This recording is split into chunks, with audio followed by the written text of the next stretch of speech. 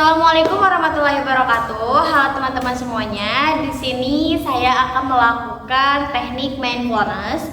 Nah, untuk arti dari mindfulness tersendiri itu adalah di mana sesi menenangkan diri bagi konselor, di mana si konselor itu sebelum melakukan sesi konseling bersama klien.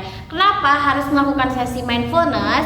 Agar ketika kita konseling bersama klien bisa sepenuhnya jiwa dan raga kita itu diperuntukkan untuk klien, dan jangan sampai problem yang ada dalam diri kita itu ikut bersama klien. Di sini jadi ini khusus mindfulness itu sesi menenangkan bagi seorang konselor. Di sini saya akan menyampaikan di sini saya akan mempraktekkan beberapa menit ke depan tata cara dalam mindfulness. Yang pertama itu, kita ambil posisi duduk yang nyaman. Terserah kalian di mana kalian merasa nyaman, itu di kursi ataupun di lantai atau dimanapun itu.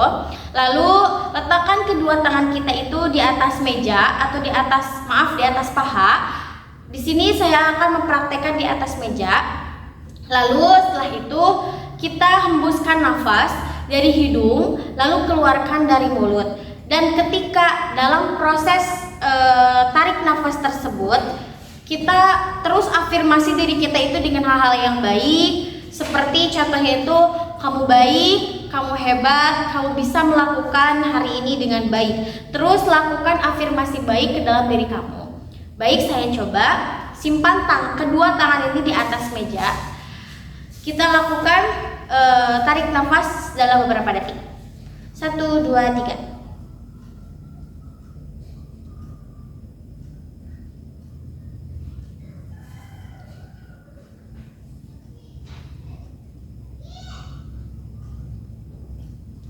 Baik, seperti itu contoh mindfulness, dan lakukan sesi mindfulness tersebut sampai kamu merasa tenang, sampai pikiran kamu benar-benar kosong dan bisa mengerahkan jiwa dan raga kamu dalam nanti ketika sesi konseling dimulai. Jadi seperti itu, lakukan teknik mindfulness sampai kamu merasa tenang dan sampai kamu merasa nyaman ketika sebelum menghadapi dan sebelum menangani klien. Terima kasih. Wassalamualaikum warahmatullahi wabarakatuh. Bye bye. Selamat menyaksikan video selanjutnya. Waalaikumsalam. Silakan masuk teh. Terima kasih, Bu.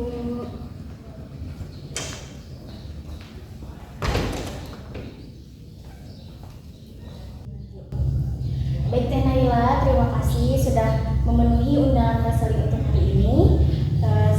Di depan Teh Naila, di sini ada 3 buah kursi. Silahkan pilih yang menurut Teh Naila merasa nyaman dan tenang. Di sebelah sini, Bu. Baik, silahkan duduk. Jadi duduk ya, Bu. Teh Naila setelah duduk, boleh bertanya lagi. Sebaiknya Ibu duduk di sebelah mana yang menurut Teh Naila nyaman? Sebelah sini, Bu. Baik, terima kasih. Baik, Teh Naila, apakah duduknya sudah merasa nyaman? Belum. Oh, sudah. Ibu juga izin ya? Baik, apakah sudah merasa nyaman? Sudah, Bu. Oke. Baik, Teh Naila, Ibu izin di sini ada kamera untuk melakukan sesi pendataan, dan Ibu juga izin untuk mencatat apabila ada hal yang mungkin terlewat. Sebelumnya izin untuk memperkenalkan diri. Nama Ibu Amalia Fauzia Rahma. Di sini Ibu sebagai konselor dan Teh Naila sebagai klien. Sebelumnya, bagaimana perjalanan Teh Naila menuju sesi konseling hari ini? Alhamdulillah, Bu. Alhamdulillah baik. Ibu izin bertanya, apakah Teh Naila pernah melakukan sesi konseling sebelumnya? Belum, Bu. Belum. Baik, Ibu akan menjelaskan sedikit tentang sesi konseling. Apakah menurut Teh Naila, pemikiran Teh Naila tersendiri, konseling itu seperti apa sih? Konseling itu kayak membantu gitu, menyelesaikan masalah gitu. Oh, baik, menyelesaikan masalah. Tempat cerita. Tempat cerita, baik.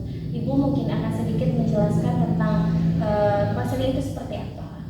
Mungkin konseling itu adalah di mana bantuan bagi seorang klien untuk membantu dalam menyelesaikan permasalahan klien, seperti itu. Ibu akan menjelaskan ada beberapa asas di dalam konseling itu. Baik, di sini Ibu akan menjelaskan ada beberapa asas. Pertama ada asas keterbukaan, kerahasiaan, ada juga asas kesukarelaan.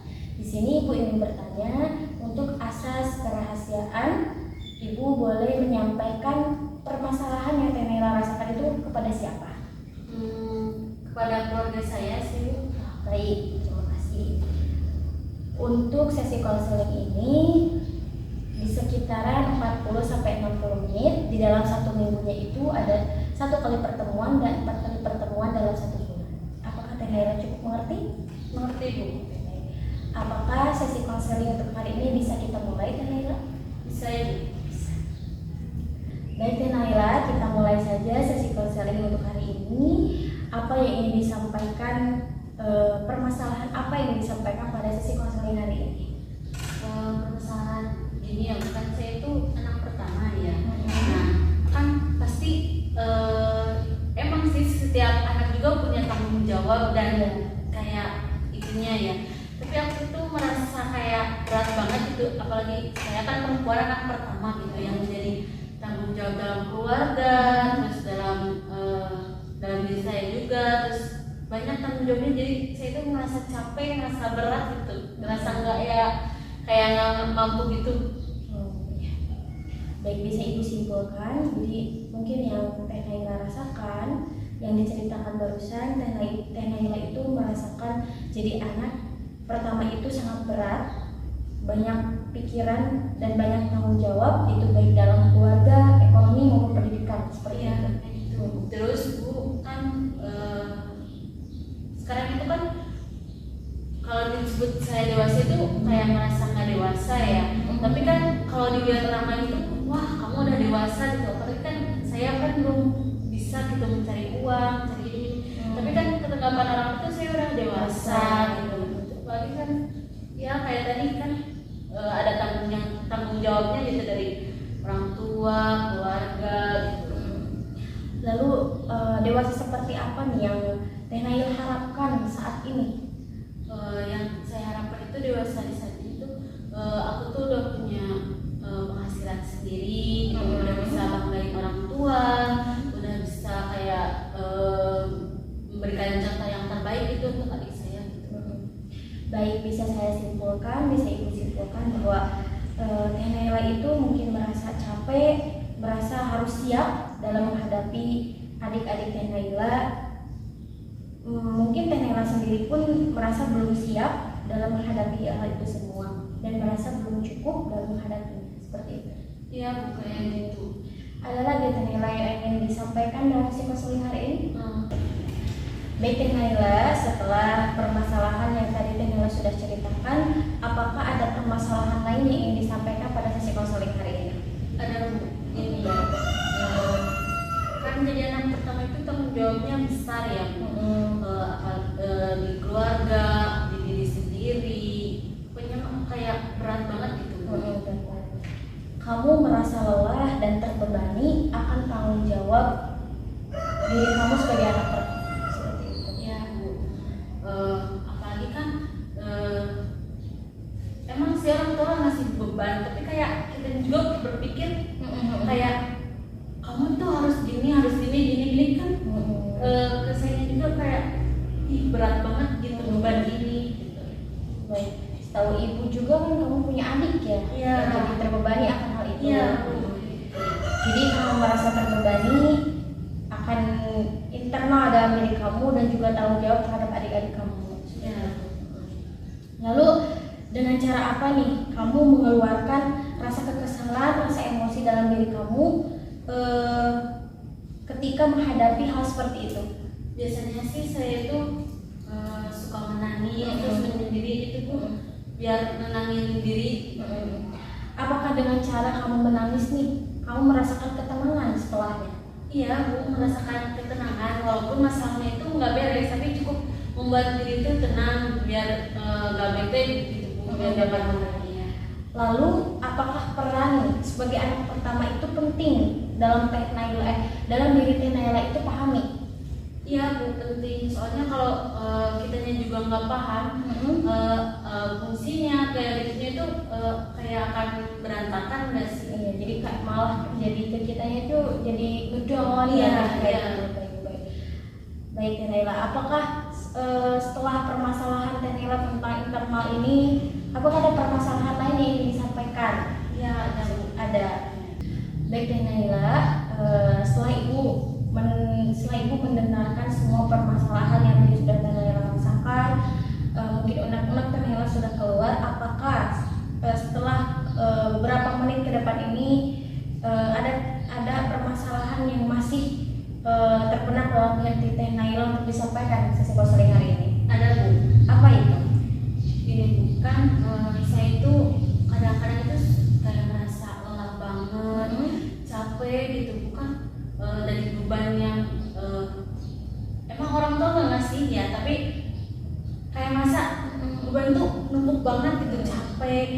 Terus kan dengan aktivitas aku sehari-hari yang kuliah gitu kan capek, kelelahan gitu, kayak jadi hidup tuh kayak bener-bener kok gini banget sih, capek banget gitu.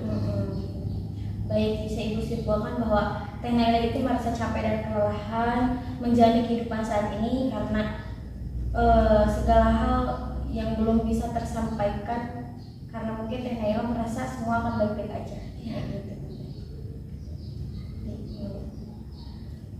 Lalu apalagi nih yang Teh Naila rasakan setelah rasa kecapean baik internal maupun eksternal yang Teh Naila rasakan gitu?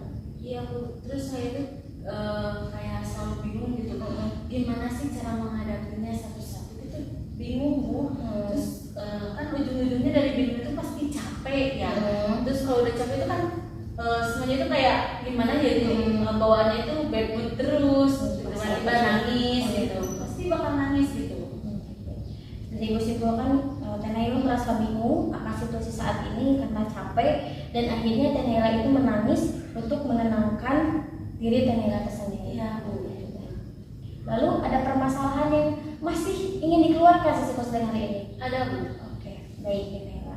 Apa yang ingin Teh Naila sampaikan? Teh Naila, setelah tadi saya sudah mencerna semua perkataan, semua cerita Teh Naila dalam beberapa waktu ke belakang, apakah masih ada permasalahan yang ingin Teh Naila sampaikan ke sesi konseling hari ini? Ada Bu. Apa itu kalau mungkin saya harus tahu? Saya itu kesal Bu ke adik saya karena dia tuh suka marah-marah nggak jelas. Ini buat saya juga marah gitu. Lalu dan ketika rasa kesalahan itu terjadi dan tersampaikan nih dalam diri Teh Naila, lalu apa yang terjadi pada diri Teh Naila? Kayaknya aku suka menyendiri dulu buat menangin amarah. Terus kalau misalnya aku menyendiri nggak cukup, itu paling saya nangis gitu untuk menyalurkan emosinya gitu, biar nggak memarahi adik saya juga. Lalu ketika emosi Teh Naila itu tersampaikan, apa yang terjadi pada diri Teh Naila? Agak sedikit tenang Bu, biar menghadapi semuanya juga nggak ikut marah-marah, nggak ikut terserang kayak gitu. Dan seperti apakah spesifiknya tenang menurut Teh Naila yang rasakan itu? Tenang yang aku rasakan, tenang yang saya harapkan itu kayak aku bisa mengontrol diri sendiri gitu kan. Semua orang yang misalnya adik saya itu membuat saya marah, jadi saya itu kalau saya tenang itu jadi nggak kesulut emosinya Bu. Jadi saya akan lebih netral aja gitu, nggak ikutan memarahinya gitu. Baik Teh Naila, dan seperti apakah ketenangan yang spesifik menurut Teh Naila itu? Cuma sesaat sih Bu, soalnya kayak lihat orangnya pancing lagi gitu, jadi cuma nggak lihat orangnya gitu, baik-baik aja. Baik, ketika ibu mau menskorkan dari angka 1 sampai 10 dengan deskripsi di angka 1 itu baik, di angka 1 itu baik, dan di angka 10 itu di angka 1 itu buruk dan di angka 10 itu sangat baik, ketenangan yang mungkin saat ini belum bisa terkontrol itu ada di skor berapa Teh Naila? Di skor 2. Di skor 2. Baik. Di skor 2 coba boleh di skor 2 seperti apakah deskripsinya Teh Naila? Iya, di skor skor 2 itu cuma bisa menangkannya itu cuma nggak lihat orangnya, tapi kalau lihat orangnya ya tersulut lagi kamu gitu.